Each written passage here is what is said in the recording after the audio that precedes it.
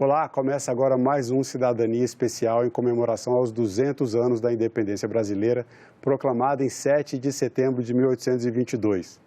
Nessa entrevista você vai conhecer um pouco da história da política externa brasileira. Eu recebo agora o professor Pio Pena Filho, do Instituto de Relações Exteriores da Universidade de Brasília. Professor, muito bem-vindo ao programa Cidadania e obrigado por aceitar o nosso convite. Obrigado. Professor, 200 anos de história da política externa numa entrevista de meia hora é difícil, é um desafio, mas a gente vai tentar aqui trazer pelo menos a base da nossa história da política externa e como essa história influenciou a Constituição de 1988, que no seu artigo 4º traz os princípios que regem a política internacional brasileira. E a minha primeira pergunta, me referindo aqui ao primeiro princípio da política internacional, da política externa brasileira, listado no artigo 4º da nossa Constituição, que é justamente o princípio da independência nacional. Como foi no pós-independência, logo após a proclamação da independência, em 7 de setembro de 1822, a nossa primeira relação com os outros países do mundo foi com Portugal. Como foi o reconhecimento de Portugal à independência brasileira? Exatamente. A partir da declaração da independência do Brasil, houve um grande desafio, que era obter o reconhecimento desta independência perante a comunidade internacional da época, né? Porque nós, né, tivemos que fazer aqui uma guerra de independência. Não foi uma independência meramente negociada, como às vezes muitos livros sugerem, né? Mas, pelo contrário, houve guerra, houve mobilização popular em algumas províncias, houve um desafio militar que foi vencido, e na etapa seguinte entra essa fase política, diplomática, né? E agora, aí sim, o grande desafio era negociar diplomaticamente o reconhecimento deste novo país, do Brasil, perante os outros estados. Não foi uma tarefa fácil, né? O reconhecimento de Portugal, por exemplo, só veio em 1825, portanto, alguns anos depois da proclamação da independência, né? E desse reconhecimento, né, ele abria portas para o reconhecimento por parte de outros países, principalmente da Europa. Mas eu gostaria de chamar a atenção aqui que, antes do reconhecimento por parte de Portugal, nós tivemos outros atores que reconheceram a independência do Brasil. A Argentina, por exemplo, nosso vizinho, os Estados Unidos. O Reino do Benin, que é muito pouco falado, né? Também reconheceu a independência bem logo no começo. E aí a negociação mais difícil foi justamente com Portugal, porque, afinal de contas, né, era com relação a Portugal que nós estávamos declarando a nossa independência. E aí começa, portanto, assim, uma história propriamente dita da diplomacia brasileira, que, claro, já tinha uma experiência prévia que remontava a um período anterior, desde quando éramos colônia e depois Reino Unido a Portugal. Sim. Professor, o senhor citou a Argentina como um dos países que reconheceu a independência brasileira. E, assim, uma vez superada essa parte de reconhecimento internacional, de reconhecimento por outros países, o Brasil precisou começar a trabalhar na consolidação do seu território dentro da América Latina, um território evidentemente hegemônico. E aí eu cito mais dois princípios, o princípio da não intervenção e da igualdade entre os estados, que são dois princípios, os princípios 4º e 5º, que regem as nossas relações internacionais na Constituição de 88. Como foi esse período de consolidação especialmente nesse aspecto, no que diz respeito à não intervenção. Por exemplo, o Brasil acabou participando de guerras depois da independência para consolidar o seu território. Isso também não foi uma negociação o tempo inteiro amigável, né? Exatamente, né? A gente não pode, assim, querer imaginar, né, idealizar que nós tivemos sempre relações pacíficas com todos os nossos vizinhos. O Brasil, em termos territoriais, ele nasce com uma dimensão praticamente continental, algo assim, inclusive satisfazia, né, aos interesses, digamos, do próprio país em termos de territórios.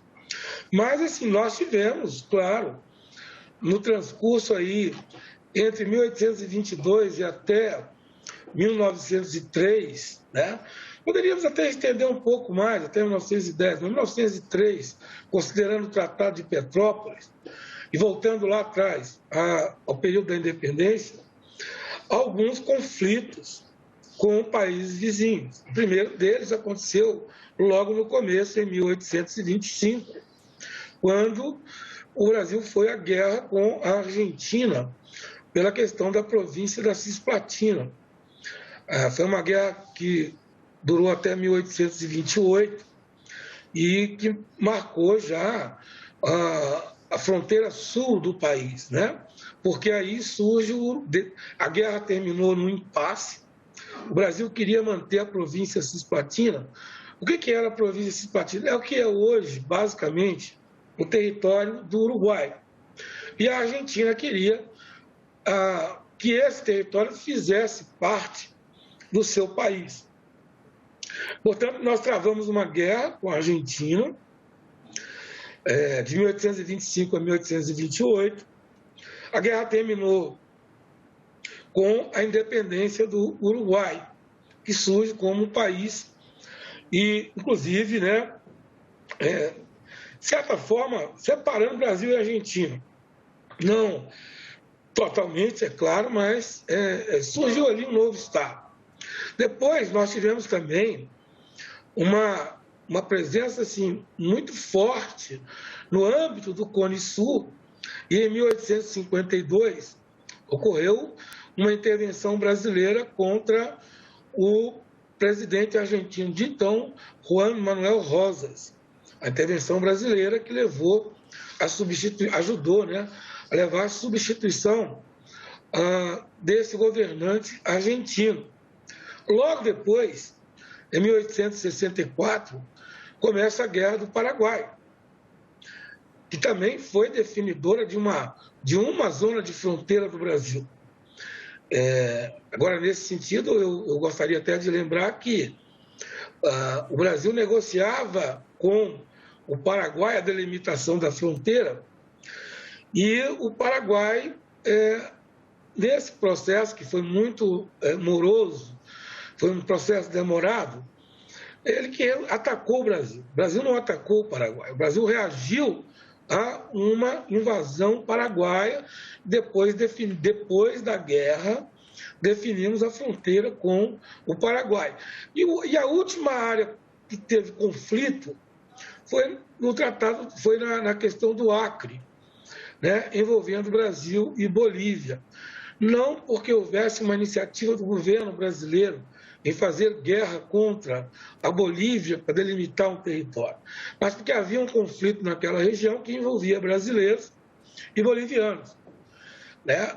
Não houve propriamente uma guerra do Brasil com a Bolívia, houve uma negociação em que o Brasil acaba adquirindo o Acre numa complexa negociação diplomática que, inclusive, projetou muito o Barão do Rio Branco, né? A gente vai chegar, eu vou querer falar também, a gente não tem como falar da história da política externa brasileira sem citar o Barão do Rio Branco, né? Mas só para a gente fechar essa parte do primeiro período, do século XIX ainda, um outro princípio que rege também as relações internacionais do Brasil é justamente a prevalência dos direitos humanos, é o terceiro princípio. E aí, sobre isso, só um comentário pontual, eu gostaria que o senhor dissesse sobre como as relações internacionais, aí no caso especialmente relações internacionais com a Inglaterra, influenciaram a abolição da escravatura no Brasil? Então, essa é uma questão muito importante. E eu gostaria inicialmente de chamar a atenção para um aspecto, né? Esse princípio constitucional é de 1988. Quando nós voltamos ao século XIX, não havia no debate internacional exatamente uma preocupação com relação a essa questão dos direitos humanos. E especificamente falando desse tópico, né, que é penoso na nossa história, da escravidão, nós temos sim uma pressão externa muito grande da Inglaterra, que começou a defender a ideia, ainda no Congresso de Viena, em 1815, de que era preciso acabar com a escravidão. O primeiro passo dado pela diplomacia britânica foi acabar com o tráfico, né? Seria o primeiro passo para depois chegarmos à abolição da escravidão. E começou uma pressão internacional, sim, inicialmente da Inglaterra sobre o Reino do Brasil e Algarve, ou seja, basicamente Portugal, e essa pressão continuou quando nós nos tornamos independentes. O que os britânicos pregavam era o fim do tráfico negreiro, com o objetivo de alcançar a abolição da escravidão. Em parte movidos por questões humanitárias, em parte movidos por questões, digamos assim, econômicas, né, relacionadas ao capitalismo. Essa pressão internacional, entretanto, ela não foi capaz de forçar o Brasil a uma mudança nesse sentido. A mudança veio a partir de uma discussão interna no âmbito do parlamento com a lei Eusébio de Queiroz, que essa sim, em 1850, ela proíbe o tráfico de escravos, a entrada de negros escravizados no Brasil. Então, é até importante destacar isso, né? Que, afinal de contas, o que acabou prevalecendo foi uma iniciativa brasileira. Uhum. A pressão que os ingleses fizeram, essa pressão internacional, ela foi aumentando, mas ela não foi suficiente para mudar a perspectiva, no caso dos interesses dos escravocratas aqui no Brasil. Só muda quando há, de fato, uma decisão, né, nacional, digamos assim, nesse sentido. É uma decisão interna.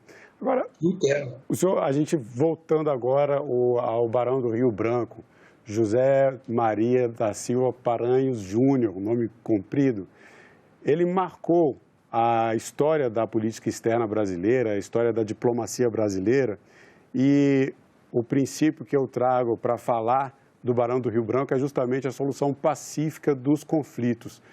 E o expoente, o ápice desse trabalho do Barão do Rio Branco não foi só esse, foi justamente essa negociação que concluiu a delimitação do território brasileiro com a aquisição do Acre. Aí eu queria que o senhor falasse um pouco sobre a importância do Barão do Rio Branco nessa caracterização da política externa brasileira que a gente conhece como uma política externa de neutralidade diante de conflitos, de solução pacífica dos conflitos, de não intervenção, que hoje fazem parte da nossa história, embora, como a gente conversou aqui um pouco, no começo não era exatamente assim. Então, o Barão do Rio Branco, né, é considerado o patrono da diplomacia brasileira, né? Ele tem uma expressão enorme, sim, para o Brasil, né? É um dos fundadores da diplomacia brasileira. Um dos seus principais legados é justamente esse, da negociação internacional ao invés do conflito. O principal legado do Barão foi, de fato, a definição praticamente definitiva das nossas fronteiras, né? E agora eu chamaria a atenção para um aspecto, né? Embora o Barão seja reconhecido, Barão do Rio Branco seja reconhecido por esse caráter, digamos, pacifista, negociador, como um estadista que foi, não lhe escapou a necessidade de que o Brasil tivesse também um poder militar forte, um poder militar que desse apoio às ações diplomáticas, né? Isso é muito importante, porque o Barão tinha essa plena consciência de que a paz também vinha a partir de um país com força, né? Que não fosse assim, que dependesse meramente da diplomacia, da negociação, mas que também se fizesse respeitar por ter uma força militar condizente, né? E com capacidade dissuasória. Mas essa negociação com relação ao Acre, ela foi emblemática porque foi uma grande aquisição territorial. Então, o território é muito grande, não é coisa pequena, né? Sim. É pequena quando a gente pensa na dimensão do Brasil. Mas se nós analisarmos o tamanho do território, foi um território considerável, né? Sim, sim, bastante. Eu já percorri o Acre e não é pequeno, não. É um território grande, é um estado grande. Assim, é como o senhor falou. Para os padrões brasileiros, considerando assim, em comparação com todo o território brasileiro, é uma parte pequena, mas é do tamanho de alguns países pequenos pelo mundo. Professor, exatamente. Dando sequência aqui à nossa história da política externa, um outro princípio, a defesa da paz. O senhor falou agora sobre o poderio militar que foi sendo desenvolvido pelo país. Claro, não é tudo só na negociação, quando se fala em termos de política externa. E a primeira metade do século XX é marcada por duas guerras. E o Brasil, ele acabou tendo alguma participação tanto na Primeira Guerra Mundial quanto na Segunda Guerra Mundial. Eu queria que o senhor falasse um pouco sobre a participação do Brasil nessas guerras e também como essa participação acabaram levando o Brasil a participar da criação, primeiro da Liga das Nações e depois da Organização das Nações Unidas. A participação do Brasil na Primeira Guerra Mundial foi muito modesta, né? Naquele contexto, o Brasil acompanhou as discussões, né? Acompanhou de perto o conflito, mas não teve um envolvimento militar propriamente dito. Nós chegamos a enviar uma missão militar, mas era uma missão médica, né? Para a Europa, e isso já foi no finalzinho da guerra, em 1918, mas na viagem, tá?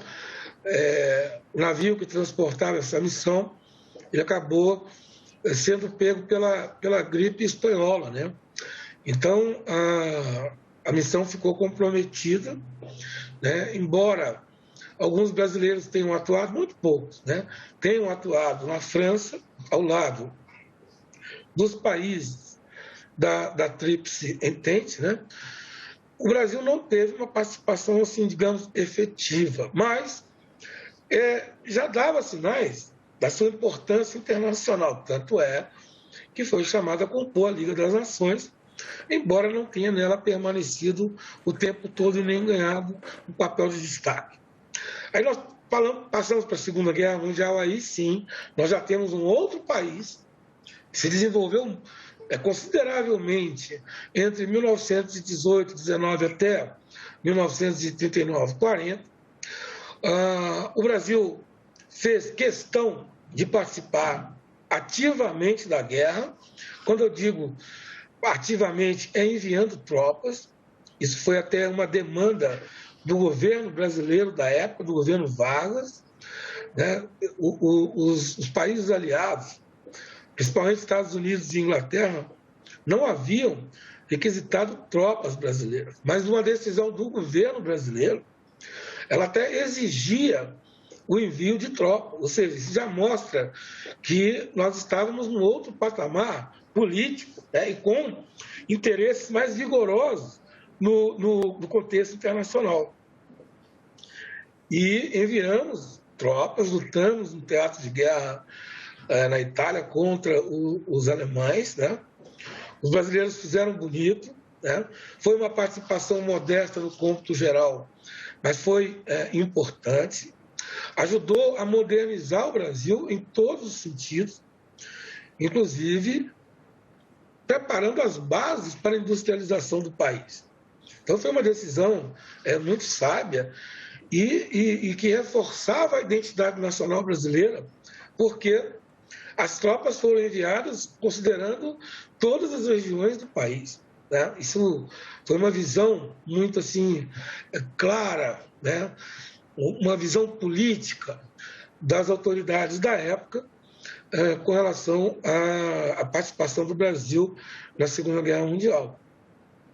Professor, passado esse período, o Brasil ele ganhou um outro protagonismo dentro da geopolítica internacional, e daí a gente termina o mundo, né, vê o fim da Segunda Guerra Mundial já no finalzinho da primeira metade do século XX.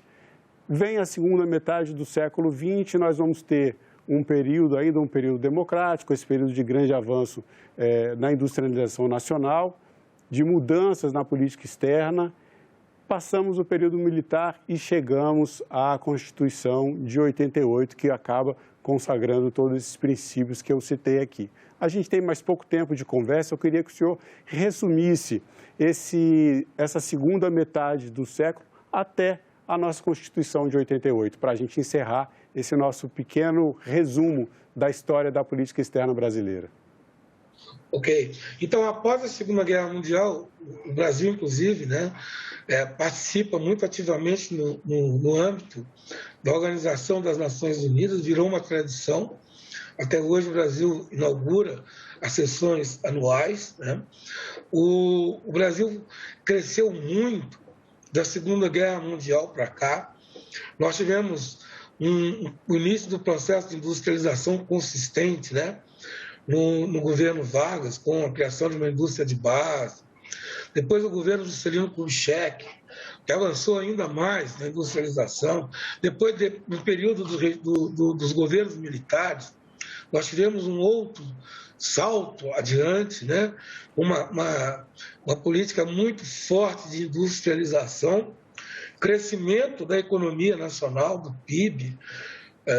Chegamos a ser um destaque, né? Um país de milagre destaque econômico, né? Sim, um cenário econômico, né? As nossas forças armadas avançaram muito. A nossa diplomacia, ao longo do século, ela foi se tornando cada vez mais especializada, cada vez mais atuante. É uma diplomacia assim, que até chama a atenção de outros países pela excelência dos seus quadros, pela formação. E, do ponto de vista político, no parlamento, também nós assistimos uma evolução constante e gradativa, né, no sentido de que os temas internacionais começaram a ser mais discutidos, tanto na nossa Câmara dos Deputados quanto no Senado Federal. Né? E isso leva à questão de 1988, com a Constituição definindo claramente aí princípios de atuação externa por parte do Brasil e defendendo, assim, de uma forma muito, muito objetiva, essa característica de um país pacífico, de um país que busca a negociação, o entendimento internacional e que destaca muito a diplomacia como uma forma, a forma ideal de solucionar os conflitos internacionais. Então, eu acho que quando a gente pensa também na evolução do parlamento com relação às discussões dos temas internacionais, ele vem num crescendo. Foi muito importante lá na primeira metade dos anos 1800, né, quando o parlamento discutiu muito a questão dos tratados com relação às grandes potências europeias da época, né, os tratados desiguais, como o parlamento reagindo sempre aos temas internacionais, sempre numa perspectiva muito nacional. Então, eu também destacaria muito isso, até chegar à Constituição de 88, esse papel muito ativo do parlamento. Ainda falta muito, é claro, né? Eu acho que o parlamento poderia e deveria ser mais atuante do que é. Mas nós observamos, ao longo da nossa história, uma participação também muito ativa do parlamento brasileiro. Bom, professor Pio Pena Filho, do Instituto de Relações Exteriores da Universidade de Brasília, eu quero agradecer mais uma vez a sua presença no programa Cidadania e por esse breve resumo da história da política externa brasileira em 200 anos de independência. Muito obrigado. Obrigado. E eu agradeço também a você que acompanha a TV Senado e que assistiu mais esse programa Cidadania. Convido vocês a assinarem sempre o canal da TV Senado no YouTube. Façam como mais de 1 milhão de brasileiras e brasileiros e assine o nosso canal, acompanhando toda a produção do Legislativo diretamente da fonte. Na TV Senado, democracia é todo dia. Obrigado pela sua participação e até o próximo programa.